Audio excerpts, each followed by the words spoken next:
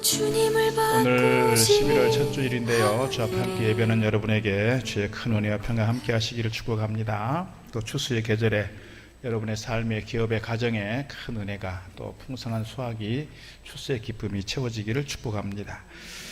우리 교회 단풍이 이쁘게 물들었습니다. 우리 단풍 사진 잠깐 보고 가겠습니다. 아침에 찍은 사진입니다. 아침에 찍은 사진이 있고 오후에 찍은 사진이 있습니다. 시간대별로 조금씩 다른 것 같아요. 여러분 교회 오시면 예배당에 왔다가 밥만 먹고 가지 마시고 이쪽에 가면 단풍이 기다리고 있어요. 잔디마당도 좀 보시고 단풍도 좀 보시고 그러고 가시면 좋겠습니다. 네, 이건 오후에 찍은 사진이네요. 네. 제 핸드폰으로 찍은 사진입니다.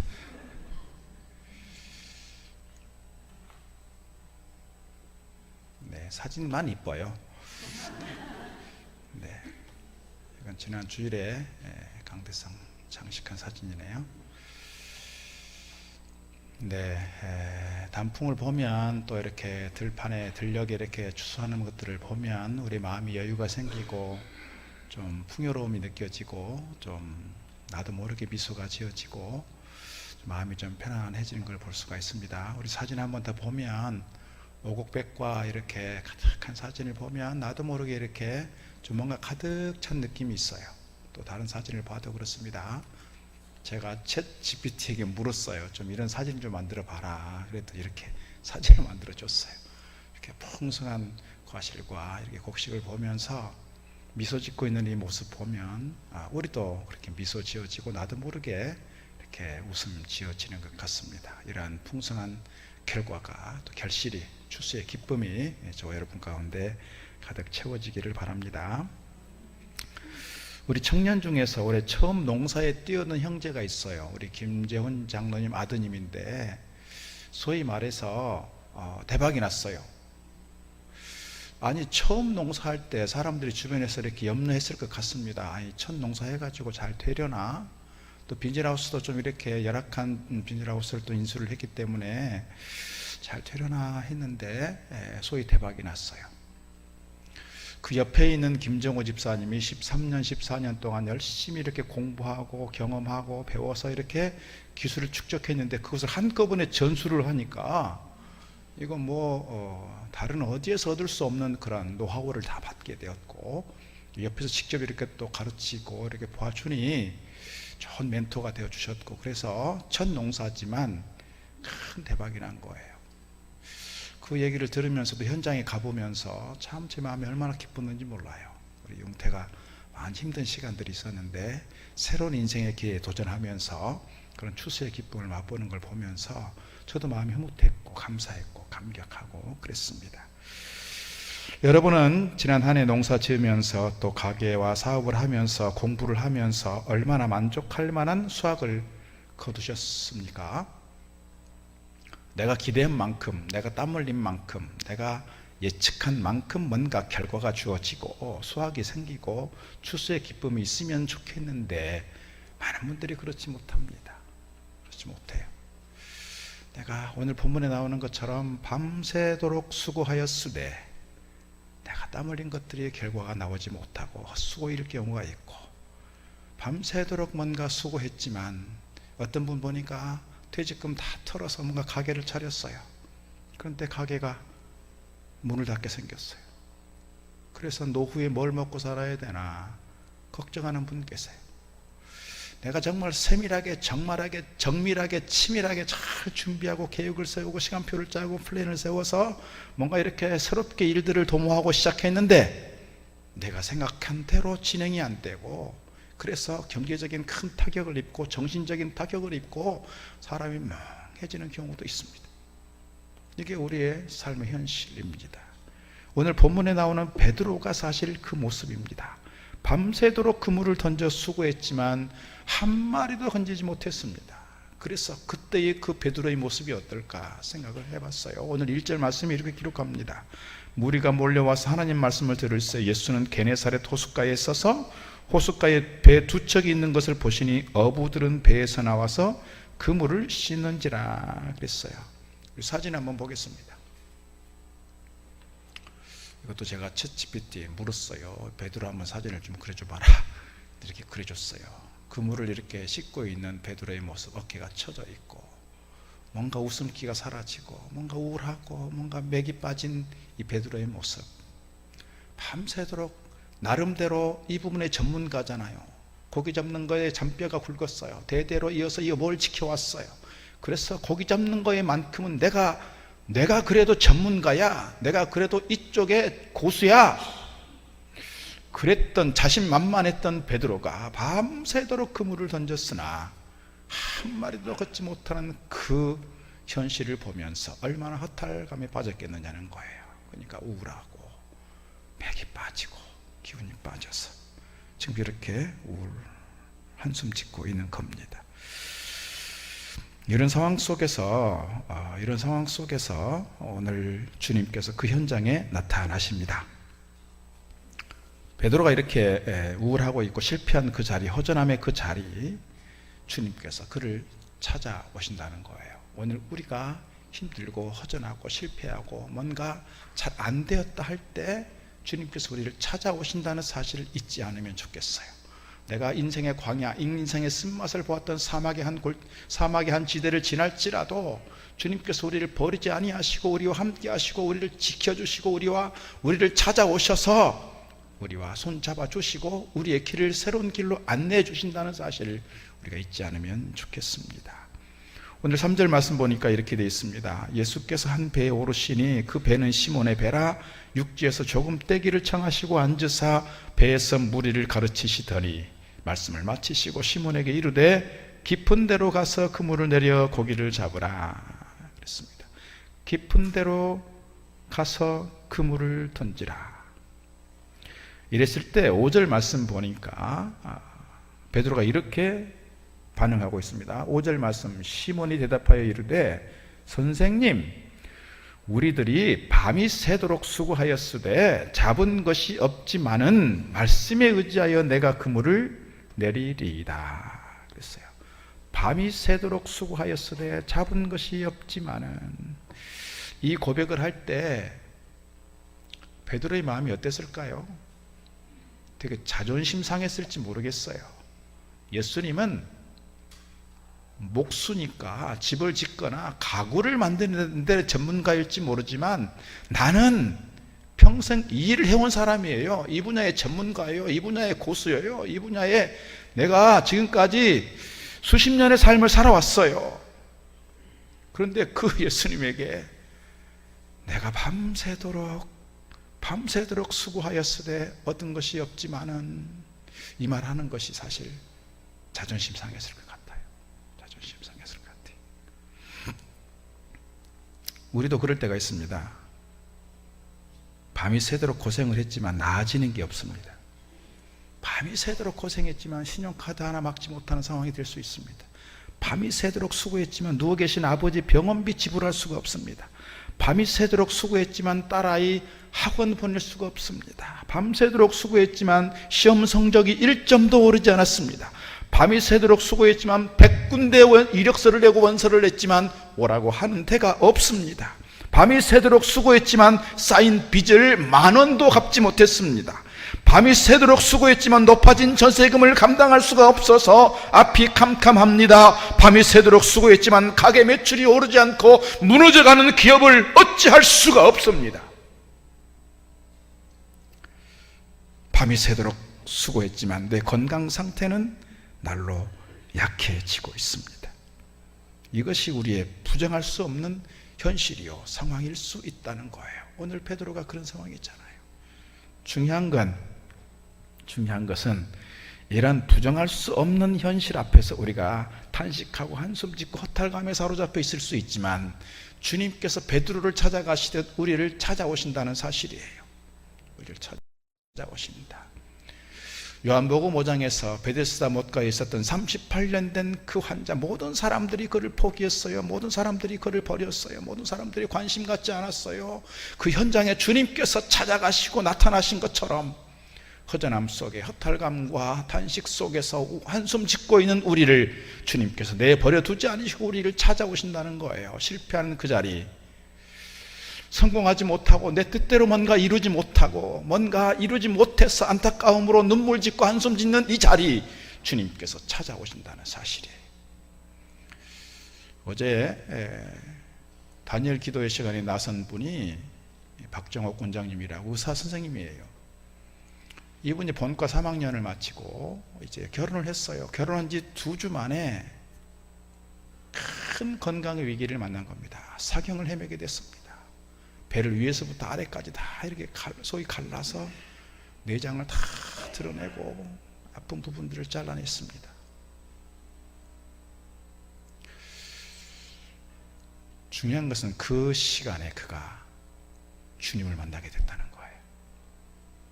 그가 의사로서 잘 나갔고, 의사로서 성공했고, 의사로서 많은 사람들에게 존경받을 만한 위치에 있었다면 만날 수 없었던 그 주님을 그 광야에서, 그 고통의 현장에서, 죽을 위기에 있는 그 가운데서 주님을 만나게 됐다는 거예요. 주님 찾아오셨고, 주님 말씀하여 주셨고, 주님 위로하여 주셨고, 주님께서 그를 손잡아 주셔서 자기 인생을 통해 이루실 하나님의 계획을 보게 되었고, 하나님의 관점에서 사람들을 보게 되었고, 하나님의 뜻을 이루어 가겠다라고 하는 그러한 약속이 스스로에게 있게 된 거예요. 여러분, 가끔씩 나이 들어서 신학하신 분들 가끔 보면 그런 것 같아요. 이런 실패 현장에서 쓴 잔을 마시고 사막 가운데서 그렇게 고통스러워하다가 그 가운데서 주님 만나게 되었고, 오늘 베드로처럼 이 실패의 현장에서 주님 만나게 되었을 때 주님께서 그를 부르시듯 오늘 우리를 부르셨고 우리를 세우셔서 많은 이들이 신학하고 목회하는 것들을 보게 됩니다. 오늘 어쩌면 베드로가 그런지 모르겠어요. 오늘 베드로를 향해서 주님께서 깊은 데로 가서 그물을 내려 고기를 잡으라 그랬을 때 베드로는 나름대로 하고 싶지 않는 이유, 그물을 던지고 싶지 않는 이유를 나름대로 이야기를 할 수 있어요. 5가지로 말할 수 있어요. 예를 들면 이런 겁니다. 예수님, 지금 아침인데요, 지금 고기 잡을 시간이 아닙니다. 갈릴리 바다에서는 주로 밤에 고기를 잡은데요. 2번째 이유예요.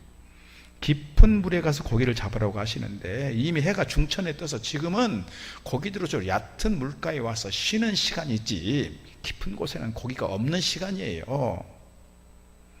3번째요. 사실 저는 대대로 갈릴리 바다에서 물고기를 잡은 어부입니다.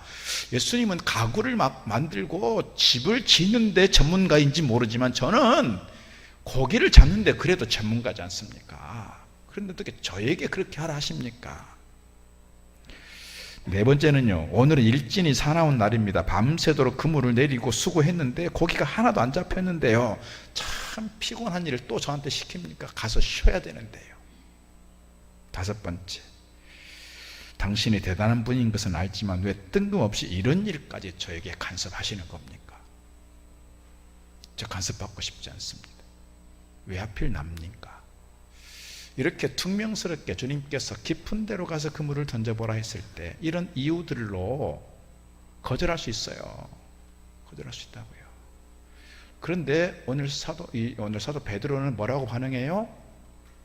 내가 밤이 새도록 수고했지만 아무것도 얻은 것이 없어요. 그러나 주님 말씀하시오니 내가 말씀에 의지하여 내가 그물을 던져보겠습니다.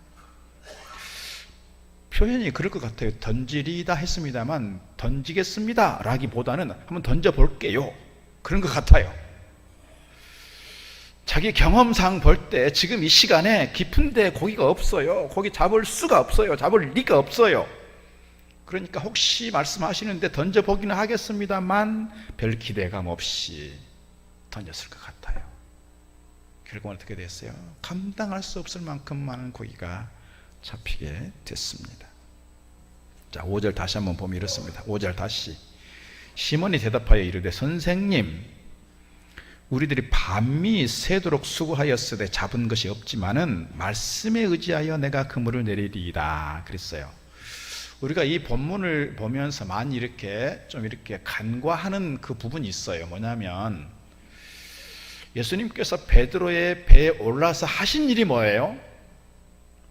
말씀을 가르치는 일이었어요. 누구에게요? 군중들에게요. 이미 군중들이 이 이른 아침부터 그 지금 바닷가에 호숫가에 많은 사람들이 몰려 있단 말이죠. 그때 그들에게 말씀하셨던 것을 누가 듣고 있어요? 베드로가 듣고 있었단 말이에요.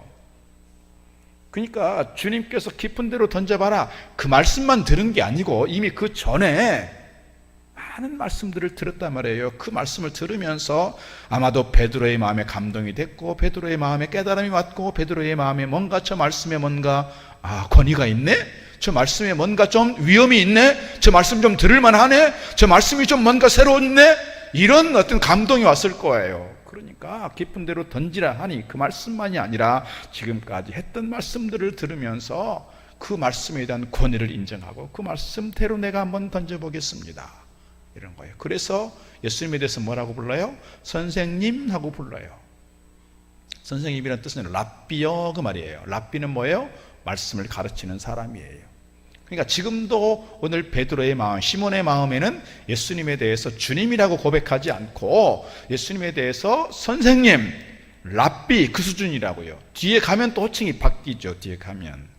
자, 일단 그리고 나서 결과가 이렇게 됐습니다. 6절, 그렇게 하니 고기를 잡은 것이 심히 많아 그물이 찢어지는지라. 7절, 이에 다른 배에 있는 동무들에게 손짓하여 와서 도와달라 하니 그들이 와서 두 배의 채움에 잠기게 되었더라 그랬습니다. 감당할 수 없을 만큼 큰 수확을 보았습니다. 큰 기적을 보았습니다. 만선의 기쁨을 누리게 됐습니다.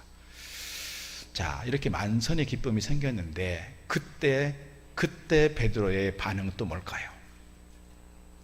베드로의 반응은 주님 앞에 무릎을 꿇어 나를 떠나소서, 나는 죄인입니다. 여러분, 큰 기적이 나타났고 만선의 기쁨을 누리게 되면 크게 기뻐하고 누리면 되는 거예요. 그런데 그 상황 속에서 베드로는 자기 자신을 보는 거야. 나의 나약함을. 내가 지금까지 내 상식과 경험으로는 이 시간이면 어디에 가야 고기가 있다는 걸 알아요. 그래서 밤새도록 그곳을 찾아다니면서 물고기를 찾고 가족을 먹여 살리기 위해서 애를 썼어요. 그런데 할 수 없었다고. 근데 주님 말씀 들으니 전혀 상식과 경험에 맞지 않는 말씀을 하셨는데 그 말씀을 따라 순종했더니 내 상식과 전혀 다른, 내 경험을 훨씬 뛰어넘는 하나님의 능력이 그 가운데 나타나게 되었고 기적을 보게 되었으니 나는 정말 초라한 존재요, 나는 무능력한 존재요, 나는 죄인이요, 이렇게 고백하게 됐다는 거예요. 우리가 그 사실을 보면 좋겠습니다.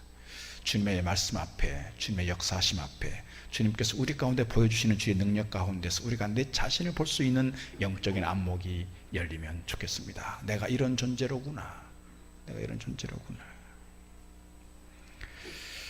자, 주님께서 베드로를 제자로 부르시는 과정 속에 오늘 나타나는 장면들인데요, 예수님께서 베드로를 제자로 부르실 때 부르시는 과정 속에서 세 번의 순종이 있습니다. 앞서 이미 첫 번째 순종과 두 번째 순종을 얘기했습니다. 첫 번째 순종은 뭘까요? 사람들에게 말씀을 전하려고 하는데 좀 이렇게 무태에서 조금 떨어져 있는 곳에서 배에 앉아서 이렇게 말씀을 전하면 좋겠다 싶어서 누구 배에 올랐다고요? 시몬의 배에 올랐어요. 시몬에게 이렇게 물었을 것 같습니다. 네가 요한의 아들 시몬이냐? 내가 말씀을 좀 전해야 되겠는데 네 배를 좀 쓰면 좋겠다, 허락해 줄래? 아마 그렇게 얘기했을 것 같아요. 가끔씩은 주인도 모르는 나귀를 갖다가 쓰시는 경우도 있지만 오늘 주님께서 베드로의 배를 쓰시면서 막 그렇게 물었을지 모르겠어요. 그리고 이 배를 조금만 좀 무태에서 조금 띄워줄래? 그때 베드로의 답은 뭐였을까요? 그러시지요, 그랬을 것 같아요. 첫 번째 순종입니다. 두 번째는요, 깊은 데로 가서 던져봐라. 깊은 데로 가서 던져봐라. 그때 두 번째 순종이 등장합니다. 그래서 첫 번째 순종은 작은 순종, 두 번째 순종은 깊은 순종, 세 번째 순종은 평생 순종이라고 이렇게 구분을 지어보는 거예요. 어제 제가 안수집사회에서 이렇게 말씀 나눌 때에도 그런 말씀 드린 바가 있습니다. 우리가 충성이라고 하는 것, 헌신이라고 하는 것은 뭔가 큰 주제 앞에, 큰 책임 앞에서 뭔가 큰 일들을 해보려고 하기 전에 작은 일부터 헌신하고 작은 일부터 순종하고 작은 일부터 헌신해보자. 그런 말씀 드렸습니다. 작은 순종과 작은 봉사와 작은 헌신이 쌓이고 쌓여서 더 커져가는 것이고 더 큰 책임이 주어지는 것이고 더 큰 일들을 감당할 수 있는 것처럼 오늘 베드로를 볼 때도 그렇단 말입니다. 베드로가 처음에 작은 순종했어요. 배 쓰는 것 좀 허용했습니다. 두 번째, 깊은 데로 던져보라. 상식적으로 맞지 않고 경험상으로, 경험칙상 이건 있을 수 없는 일이에요. 그럼에도 불구하고 주님 말씀하시오니 내가 말씀에 따라 보겠습니다. 두 번째 순종했어요. 그 순종하는 모습을 보면서, 그리고 그 기적의 역사 속에서 만선의 기쁨을 누리는 것으로 끝나는 것이 아니라 내가 죄인입니다 고백했던 그 베드로를 보면서 주님께서 됐다 싶은 거예요. 그래서 작은 순종과 깊은 순종의 모습과 자기 자신에 대한 통찰력과 죄인이라고 고백했던 그 고백 위에 주님께서 그를 향하여 세 번째 말씀하시는 게 있어요. 그 세 번째가 뭐예요? 오늘 말씀 속에 보게 되면 이렇게 기록하고 있습니다. 8절 9절 다시 한번 보죠. 8절 9절. 시몬 베드로가 이를 보고 예수의 무릎 아래에 엎드려 이르되 주여 나를 떠나소서 나는 죄인이로소이다 하니 이는 자기 및 자기와 함께 있는 모든 사람이 고기 잡힌 것으로 말미암아 놀라고. 10절. 세베대의 아들로서 시몬의 동업자인 야고보와 요한도 놀랐습니다. 예수께서 시몬에게 이르되 무서워하지 말라 이제 후로는 네가 사람을 취하리라 하시니 그랬습니다. 마태복음에서는 네가 사람 낚는 어부가 되게 하겠다고 말씀합니다. 마태복음 4장 19절 나를 따라오라 내가 너희를 사람을 낚는 어부가 되게 하리라 그랬어요. 지금까지는 너가 고기 잡는 일에 충성해 왔고 고기 잡는 일에 너가 열심히 해왔던 건 내가 알아. 그러나 너의 어떤 신앙 상태를 보니, 너의 어떤 성실함을 보니, 너의 말씀에 대한 순종하는 걸 보니, 네가 말씀에 붙잡혀 가는 걸 보니 내가 너를 정말 이제는 새로운 세계로, 새로운 꿈을 가지고 새로운 계획을 가지고 너를 쓰려고 하는 거야 라고 하는 게 있다는 것이죠. 그래서 아마도 주님께서 그를 그렇게 말씀하셨을 것 같습니다. 베드로야 무서워하지 마라. 너는 말씀에 반응할 줄 아는구나. 밤이 새도록 수고하였으나 아무것도 건진 게 없을지라도 너는 말씀을 붙들고 사는구나. 고기가 잡히지 않은 자리, 고기가 없는 시간에도 배가 만선이 되는 기적을 보고서도 현혹되지 않고 두려워할 줄 아는구나. 그리고 나에게 집중하는구나. 이제 내가 너를 사람을 낚는 어부가 되게 해줄 거야. 사람을 취하는 위대한 사람이 되게 해줄 거야. 너로 하여금 세상을 변화시키는 위대한 사람으로 내가 너를 세워줄 거야. 그렇게 그를 불렀다는 것이죠. 지금까지는 고기를 취하는 사람이었으나 이제는 사람을 취하는 사람으로, 고기를 낚는 사람이었으나 사람을 낚는 어부로 그를 부르시면서 그렇게 콜링하고 있습니다. 그 부르심 앞에 베드로는 아마도 두려웠을 것 같습니다. 그러나 그럼에도 불구하고 다 버려두고 주님을 따릅니다. 자, 11절 보니까 이렇게 되어 있습니다. 그들이 배들을 육지에 대고 모든 것을 버려두고 예수를 따르니라 그랬어요. 베드로가 이런 마음이었을 것 같습니다. 이분이 나를 정말 잘 아시는구나. 내가 별 볼 일 없는 사람인 것도 잘 알고 내가 죄를 잘 짓고 실패를 많이도 했는데 그것조차도 잘 아시는 분, 밤이 새도록 수고했지만 아무것도 얻지 못한 무능한 사람인 것도 나를 아시는구나. 그럼에도 불구하고 나를 향하여 저런 멋진 계획을 갖고 계시다니. 주님 말씀 앞에 그가 순종합니다. 그래서 세 번째 순종이에요. 작은 순종, 깊은 순종, 그리고 평생 순종. 그래서 그 만선의 기쁨을 다 누리지 않고 다 두고 자기 인생의 전부로 할 수 있는 배도 버려두고 주님을 따라갑니다. 아마도 처음 베드로가 주님을 따랐을 때 베드로가 수제자가 되고 예수님께서 하신 사역들을 이어가고 나중에 막 십자가 거꾸로 매달려 죽고 순교를 당하고 초대교회의 위대한 지도자가 되고 그런 꿈을 꾸지는 못했을 거예요. 주님께서 지금 기적을 베푸시는 걸 보니 내가 주님 따라가면 먹고 살 걱정 없겠구나. 내가 뭔가 큰 일을 이룰 수 있겠구나. 너무나 막연했을지 몰라요. 아직도 주님께서 어떤 길을 가야 될지, 주님께서 어떤 일들을 계획하고 있는지 베드로는 상상조차 못했을 테니까요. 그러나 베드로의 그 순종을 통해서 주님께서 그렇게 보시는 거예요. 내가 앞으로 이런 계획이 있는데 나를 잘 따라오너라. 내가 너를 그 길로 안내하마. 3년 동안 잘 훈련받고 주님의 제자가 되어서 주님 떠나신 이후에 초대교회를 세우게 되었고 좋은 지도자로서 역할을 감당하게 됐다는 사실입니다. 오늘 베드로가 이렇게 작은 순종과 깊은 순종과 또 평생의 순종을 감당해냈을 때 그에게 나타나는 결과들이 몇 가지가 있습니다. 순종의 결과가 뭐냐? 앞서 말씀드린 것처럼 오늘 우리가 실패한 자리, 낮은 자리, 광야 같은 자리, 인생의 질곡 깊은 그 현장에서 주님 찾아오실 때 주님을 만나는 은혜가 있기를 바랍니다. 더 나아가서 주님께서 우리에게 뭐라 말씀하시는 것들이 들려와요.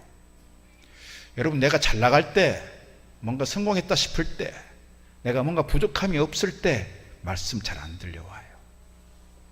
설교를 들어도 그래요. 뭔가 부족함이 없어요. 다 만족해요. 설교 잘 안 들려와요. 그러나 내가 뭔가 절박한 상황이 있을 때, 내가 뭔가 쓴 잔을 마시고 있을 때, 내 인생에 괴로운 일들이 있을 때 말씀 한 절 한 절이 잘 들려온다고요.